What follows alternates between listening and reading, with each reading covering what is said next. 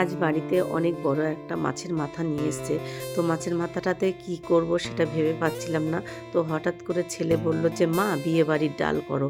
তো আমি তাহলে আমি ঠিক আছে তাহলে বিয়েবাড়ির ডাল বানাই। তো বিয়েবাড়ির ডাল মানে হচ্ছে মুড়িঘন্ট ডাল। তো যাই হোক মাছের মাথাগুলো তো সুন্দর করে লাল, লাল করে ভেজে নিলাম। আর ওদিকে কিন্তু ডালটা ভেজে আর সিদ্ধ করে নিলাম। আর তার সাথে, সাথে কিন্তু এদিকে আদা আর কাঁচা লঙ্কা আর অল্প করে একটু পেঁয়াজ আমি পেস্ট করে নিয়েছি একটা টমেটো দিয়ে। তো তারপরে দিয়ে দিলাম জিরে, তেজপাতা, শুকনো লঙ্কা আর কিছুটা কাটা টমেটো দিয়ে দিয়েছি। আর তার সাথে দিয়েছি কিন্তু লঙ্কার গুঁড়ো একটু আর জিরের গুঁড়ো আর একটু গোলমরিচের গুঁড়ো আর একটু হলুদ দিয়ে তারপরে কিন্তু মশলাটাকে সুন্দর করে কষিয়ে নিয়ে আর তারপরে দিয়ে দিয়েছি মাছের মাথাগুলো।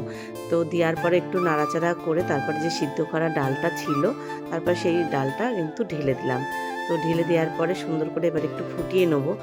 আর একটু না ফোটালে বেশিক্ষণ ভালো লাগবে না। তো যাক আর দেখো কত সুন্দর ডালের কালারটা এসছে, এত সুন্দর সেন্ট এসছে সত্যি বলার মতন না। তাও যা হোক বিয়েবাড়ির ডাল বলে কথা, তো বিয়েবাড়ির ডালের মতন আমাকে বানাতে হবে। আর নামানোর সময় কিন্তু একটু আমি ঘি দিয়ে দেবো, কারণ এমন তো সুন্দর আমাদের বাড়িতে ঘি নিয়ে এসছে না, তো ঘিটা না দিলেই হবে না, ঘিটা দিতেই হবে। তো যাই হোক দেখো তোমাদের সাথে কথা বলছি তো আমারই জিভে জল চলে আসছে, কেননা রান্নাটা করে আমরা তো খেয়েছি, তো সেই টেস্ট হয়েছে, সে বলার মতন না, এত টেস্ট হয়েছে মনে হচ্ছে হাতের আঙুলটা চেটেই খাই, এমনই টেস্ট হয়েছে। তো ঘিটা তো দিয়ে দিয়েছি দেখতে পেলো। আর গরম মশলাটা ছিল না, সেই কারণে গরম মশলাটা দিতে পারিনি। তো তোমাদের কেমন লাগলো আমার এই রেসিপিটা?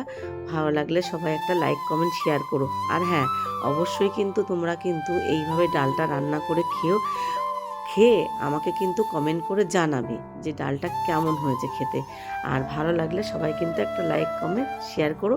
আর যারা এখনও চ্যানেলটা সাবস্ক্রাইব করনি তো প্লিজ চ্যানেলটাকে সাবস্ক্রাইব করে দিও। টাটা।